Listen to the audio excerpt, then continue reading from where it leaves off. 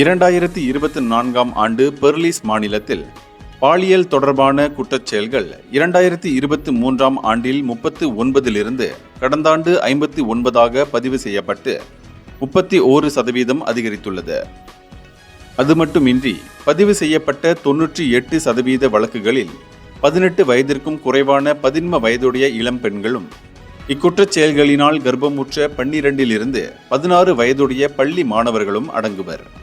இது தொடர்பாக பெர்லிஸ் மாநில போலீஸ் தலைவர் டத்தோ முகமது அப்துல் அலீம் கூறுகையில், இந்த குற்றச் செயல்கள் அதிகரித்திருப்பதற்கு தவறாக பயன்படுத்தப்படும் வாட்ஸ்அப், டிக்டாக், ஃபேஸ்புக் போன்ற சமூக ஊடகங்களே முக்கிய காரணம் என்று தெரிவித்துள்ளார்.